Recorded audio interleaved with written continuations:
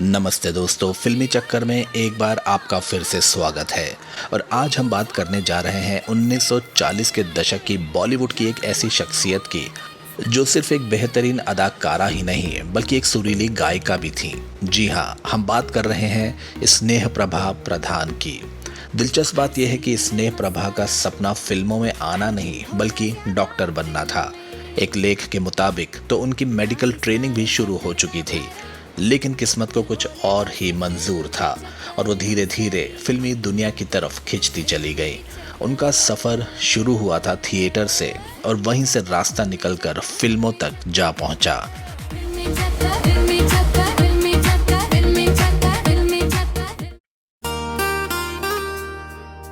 स्नेह प्रभा का जन्म नागपुर में हुआ था। उनके पिता का नाम था विठल राव प्रधान और मां का नाम था ताराबाई प्रधान।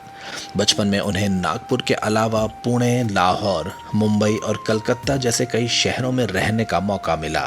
विकिपीडिया पर मौजूद जानकारी के मुताबिक उनके पिता ने परिवार छोड़ दिया था, जिसकी वजह से घर चलाने की पूरी जिम्मेदारी स्नेह प्रभा जी के कंधों पर आ गई और यहीं से उन्होंने स्टेज पर एक्ट्रेस और गायिका के तौर पर काम करना शुरू किया। उनके करियर की शुरुआती फिल्में थी सजनी, सिविल मैरिज और सौभाग्य, जिन्हें प्रोड्यूस किया था चिमन भाई देसाई ने। ये वही शख्स हैं जो उन्हें स्टेज से उठाकर फिल्मी दुनिया में लाए थे। इसके बाद स्नेह प्रभा को मौका मिला बॉम्बे टॉकीज की फिल्म पुनर्मिलन में काम करने का, जहां उन्होंने किशोर साहू के ऑपोजिट काम किया। इस फिल्म में उन्होंने एक गाना भी गाया था, नाचो नाचो प्यारे मन के मोर। प्यारे मन के मोर, नाचो नाचो प्यारे मन के मोर, आज मेरे जीवन में छाया लाल। नाचो नाचो नाचो नाचो प्यारे मन के मोर, आज मेरे जीवन में छाया लाल। नाचो नाचो प्यारे मन के मोर, जो उस दौर में खूब मशहूर हुआ था।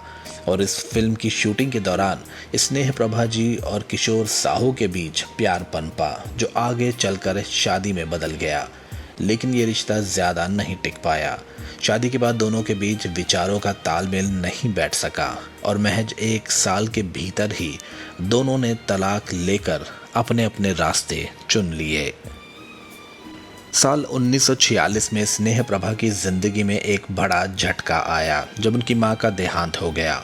मां को खोने का उन पर बहुत गहरा असर पड़ा और वो मानसिक रूप से बेहद मुश्किल दौर से गुजरने लगी। लेकिन जैसा कि कहा जाता है, वक्त हर घाव को भर देता है। धीरे धीरे उन्होंने खुद को संभाला और एक बार फिर जिंदगी की तरफ लौट आई। साल 1950 के आसपास स्नेह प्रभा ने डॉक्टर शिरोडकर से शादी की और मुंबई में बस गई। और इसके बाद के सालों में उन्होंने मराठी थिएटर में सक्रिय रूप से काम किया, साथ ही सामाजिक कार्यों में भी अपना योगदान दिया। लिखने पढ़ने का शौक उन्हें शुरू से ही था, इसलिए उन्होंने कुछ किताबें भी लिखी, जिनमें सबसे खास थी उनकी आत्मकथा स्नेह अंकिता, जो उन्होंने मराठी भाषा में लिखी थी। उनके घर में एक बड़ी और शानदार लाइब्रेरी भी हुआ करती थी, जिसमें किताबों का खास जखीरा मौजूद था। 28 अक्टूबर 1915 को जन्मी स्नेह प्रभा प्रधान ने 7 दिसंबर 1993 को 78 साल की उम्र में इस दुनिया को अलविदा कह दिया।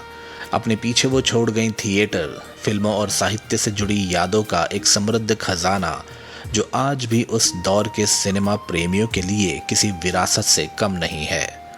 तो दोस्तों, स्नेह प्रभा प्रधान जी की ये कहानी आपको कैसी लगी हमें कमेंट में ज़रूर बताइए।